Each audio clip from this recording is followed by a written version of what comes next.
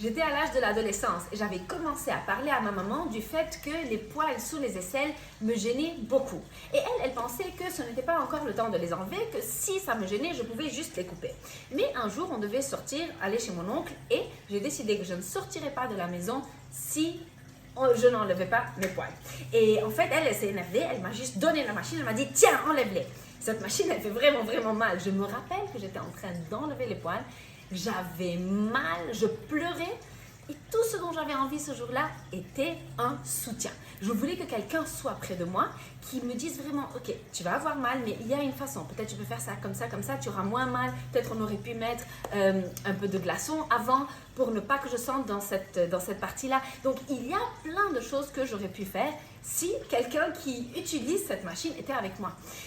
En fait, est-ce qu'on pense un peu quand nos filles viennent nous dire quelque chose, qu'elles ne se sentent pas bien dans leur corps ou quelque chose comme ça?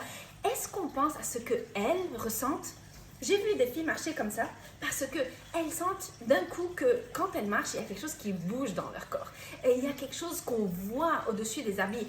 Et avant, ce n'était pas comme ça. Elles se sentent mal. Elles viennent parler d'un soutien à leur maman, mais leur maman se dit « Non, ce n'est pas le temps pour toi de porter un soutien. Non, tu es encore trop jeune. » Oui, mais il y a quelque chose qui dérange. Quand il y a quelque chose qui dérange, peut-être le soutien, ce n'est pas la solution, mais il y a des choses. Il y a des bustes qu'on peut mettre, des bustiers qu'on peut mettre sous les habits pour ne pas que la fille se sente mal. Il y a plein de choses. On peut trouver une solution ensemble.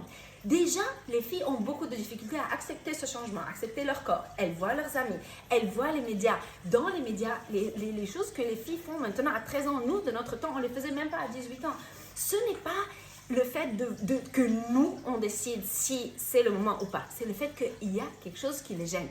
À n'importe quel âge, quand quelque chose gêne, on trouve une solution ensemble. Mais bien sûr, on pourra trouver une solution qui est adaptée à l'âge de notre enfant et expliquer et écouter. C'est quoi qui te gêne? Pourquoi tu me parles de tes poils?